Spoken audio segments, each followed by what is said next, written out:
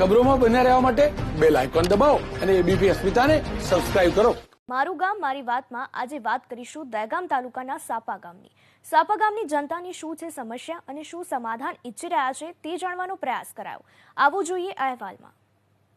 દહેગામ તાલુકાના સાપા ગામના લોકોને અનેક સમસ્યાઓનો સામનો કરવો પડી રહ્યો છે. સાપા ગામના લોકોને આરોગ્ય કેન્દ્રમાં સ્ટાફ નહીં હાજર રહેવાથી પણ તકલીફો પડી રહી છે. તો સાથે જ ગામની પૌરાણિક વાવનો પણ વિકાસ નથી થતો અને ક્યાંક રખડતા ઢોરોનો પણ ત્રાસ હાલ ગામ લોકોને સતાવી રહ્યો છે. ત્યારે ગામ લોકો સાથે જ વાત કરીશું. આપ ગામમાં રહો છો, શું મુખ્ય સમસ્યા આપને લાગી રહી?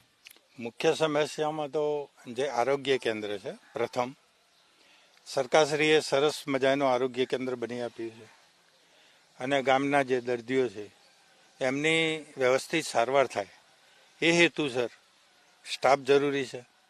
અને સ્ટાફમાં જે મેઇન જવાબદાર વ્યક્તિઓ છે, ડૉક્ટરો છે, એ અનિયમિત છે, હાજર રહેતા નથી, જેના કારણે દર્દીઓને તકલીફ પડે છે.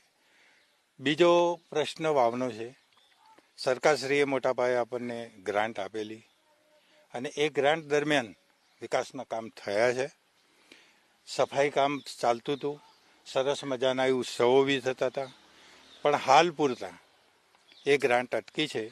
એટલે વાવનું જે આપણું જે કામ હતું એ અત્યારે ખોળંબે પડ્યું છે. તો અમારી એક નમ્ર વિનંતી છે કે આ ગ્રાન્ટ ફરીથી અમને મળે અને આ પૌરાણિક જે વાવ છે એ પ્રવાસન હેતુથી સાકારિત કરીએ, એ માટેની વિનંતી છે. ખાસ કરીને આરોગ્ય કેન્દ્રમાં સ્ટાફ હાજર નહીં રહેતા તકલીફ પડી રહી છે. આપ પણ ગામમાં રહો છો, શું આપને સમસ્યા લાગી? સમસ્યા એ બાબતની છે કે હાલે ઘણા બધા રોગોની હાડમારીઓ વચ્ચે પબ્લિક જીવી રહી છે. ત્યારે અમારી નમ્ર વિનંતી સરકારશ્રીની છે કે સ્ટાફ છે એમાં પરિચારિકા બહેનો જે નર્સિંગ છે એ લોકો તો 5 વાગ્યા સુધી રોકાય છે, 10 થી 5, પણ મેઇન ડૉક્ટર સાહેબ છે એ 10 વાગે આવે છે, 1 વાગે વિદાય લઈ લે છે આ હોસ્પિટલમાંથી. કોક જ દિવસ એવો છે વર્ષનો કે 5 વાગ્યા સુધી રોકાયા હોય, બાકી એ મળતા જ નથી અને વારંવાર એમને રજાઓ પર ઉતરવું પડે છે. અને આ મારી જાણ મુજબ 19 ગામ વચ્ચે આ પીએચસી સેન્ટર બનેલું છે સાપાનું. તો સરકારશ્રીને નમ્ર વિનંતી કે અહીંયા ક્વાર્ટર પણ છે ડૉક્ટરશ્રીને રોકાવા માટે, તો 24 કલાક ડૉક્ટરની સુવિધા મળી રહે અને ઓછામાં ઓછી 3 પરિચારિકા બહેનો હોસ્પિટલમાં રોકાય તો દરેક દર્દી એડમિટ થાય. જે સગર્ભા બહેનો છે, ગરીબ બહેનો છે, એમને દહેગામ સુધી લાંબા થવું ન પડે અને દરેક વ્યક્તિ દહેગામનો ખર્ચો ભોગવી ન શકે. માટે અહીંયા જ ડૉક્ટરશ્રી રોકાય અને સ્ટાફ પણ થોડો ઘણો રોકાય, તમામ મેડિકલ સુવિધા અંદરથી મળી રહે, તે અમારી ખાસ માગણી છે. સાથે સાથે સાપાની વાવમાં પણ મોદી સાહેબ જ્યારે આવેલા ત્યારે અંદર એન્ટર થયેલા જોવા માટે ત્યારે ગ્રામજન તરીકે મને પ્રશ્નોત્તરી કરેલી અને મેં કીધું હતું કે સાહેબ આ પુરાનું હેરિટેજ છે, અંદાજે 1500ની સંવતમાં બનેલું છે, તો આના માટે કંઈક અમારે જરૂરિયાત છે. તે સમયે એમના ગયા પછી એમની જે સૂચનાઓ હતી એ પછી ઘણા બધા જિલ્લાના તાલુકાના અધિકારીઓ મુલાકાત લઈ ગયા અને જે કંઈ ગ્રાન્ટ મંજૂર થઈ, જે થઈ હોય અમને ચોપડા પર તો ખબર નથી શું થયું હતું, પણ એમાંથી અંદાજે મારા અંદાજ પ્રમાણે આ વાવમાં 10 લાખથી વધારે ખર્ચો કરવામાં આવ્યો નથી. અત્યારે ઘણા બધા પથ્થરો તૂટેલા છે પણ અહીંયા કોઈ ધ્યાન આપતું નથી. 2 વર્ષથી કોઈ કર્મચારી અહીંયા ફરક્યા જ નથી જોવા માટે. ખાસ કરીને વાવનો પ્રશ્ન છે અને આરોગ્ય કેન્દ્રનો પણ પ્રશ્ન છે. અન્ય કઈ સમસ્યાઓ આપને લાગી રહી છે જે ગામમાં અત્યારે હાલ સતાવી રહી? અત્યારે સાહેબ એક નાગરિક તરીકે જણાવું તો અમારે મેઇન ખેડૂતોને આવવા જવાનો રસ્તો, પછી બાજુમાં આવા રામપુરા તે જે રોડ કેટલાય વર્ષથી માગણી છે રામપુરા બિલેશ્વરના સોપાના રોડનો, પણ નથી કરવામાં આવતો, જેના કારણે જે વિકાસના કામ એ લોકોનો અટકી ગયા છે. એ લોકો પંચાયતના કામે આવવું પડે, નિશાળમાં ભણવા આવવું પડે તો પછી 5 કિલોમીટર ફરીને આવવું પડે છે.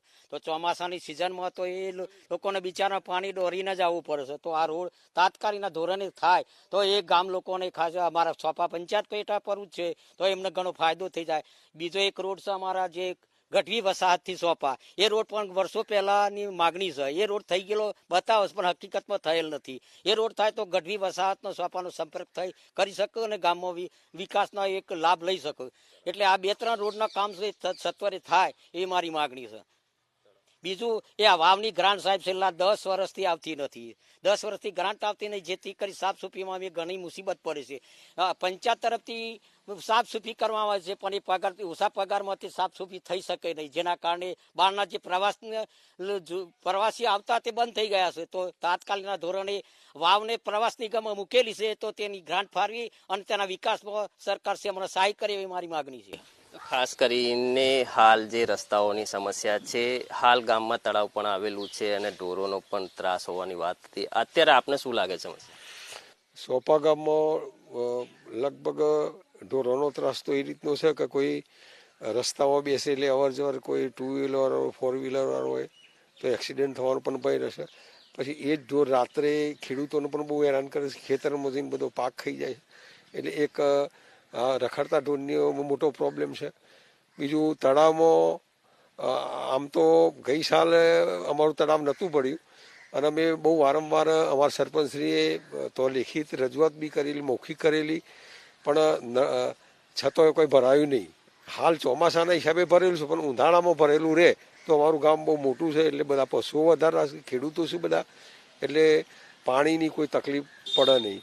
બીજી વાત કે સરપંચશ્રીએ પણ રજૂઆત કરતા કે ભાઈ હાલના હાલ તળાવમાં જો ઉનાળામાં ઊંડું કરવામાં આવે તો પાણીનો જે પુરવઠો છે એ વધારે રહે, એટલે એ ઊંડું પણ થાય તો એમાં પણ મોટો ફાયદો છે.